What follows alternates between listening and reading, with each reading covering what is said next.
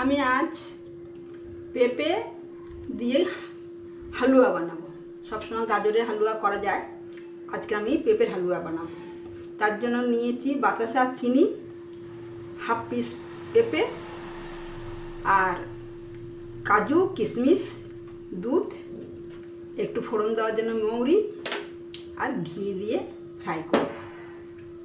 এখন এবার আমি রেসিপিটা তৈরি করছি।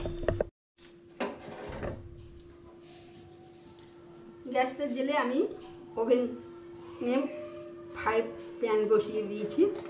ওতে আমি এবারে ফ্রাই প্যানটা গরম হয়ে এসছে, আমি এবার ওতে 1 চামচ দিইনি, হাফ চামচ মতো ঘি দিয়ে দিলাম।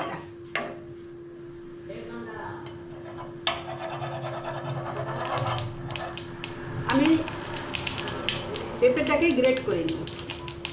কাজু, কিশমিশ, কাজুটাকে একটু টুকরো টুকরো করে কেটে নিয়েছি, কিন্তু কিশমিশটা একটু জল দিয়ে ভিজিয়ে নিয়েছি।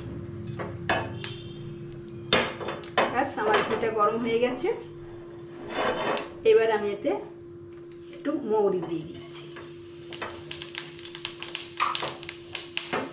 মৌরিটা একটু লাল হয়ে আসলে লাল হয়ে এসছে, আমি এবার দিয়ে দিচ্ছি পেঁপে।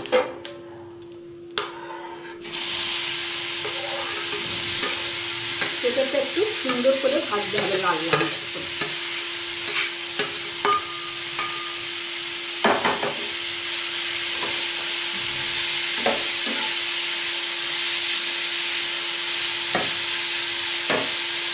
ধীরে ধীরে করতে হবে।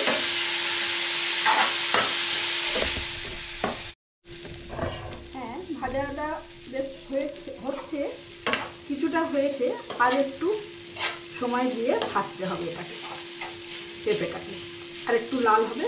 তারপর ব্যাস, আমার মোটামুটি ভাজা হয়ে গেছে। এবার আমি 1 কাপ, আমি এই যে 1 কাপ দুধ রেখেছি, এবারে আমি দুধটাকে ঢেলে দিচ্ছি।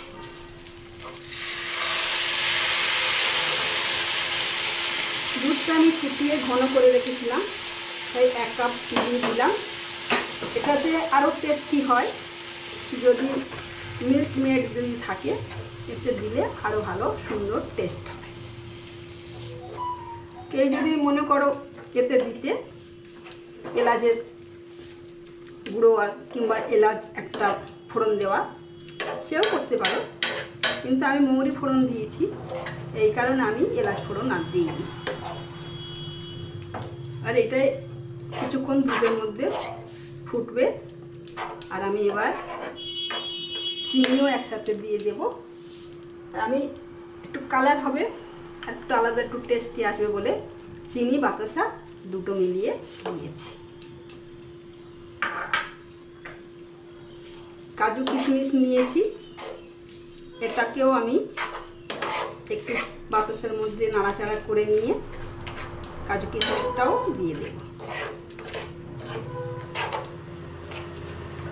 দেখো, এমনি করে একটু ধীরে করে এটাকে তৈরি করতে হবে, তাহলে আর কি সিদ্ধও হয়ে যাবে, বাতাসাটাও সুন্দর গলে যাবে, তাহলে টেস্টটা ভালো হবে। একটু ধীরে ধীরে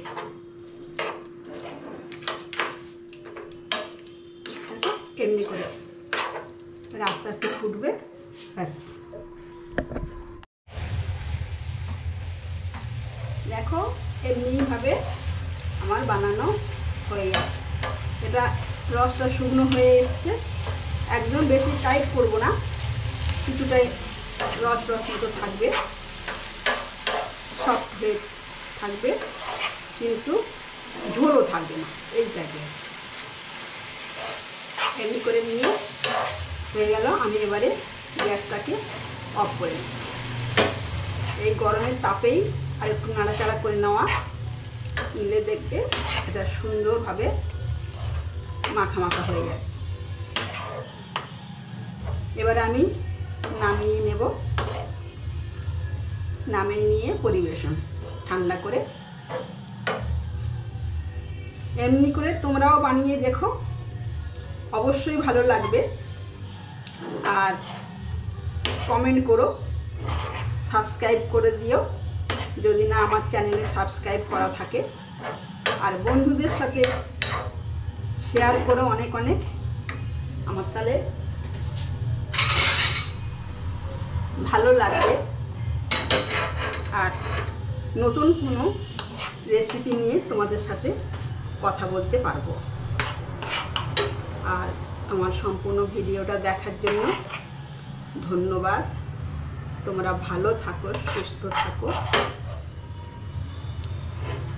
দেখো এমনি করে আমার হালুয়া পুরো রেডি।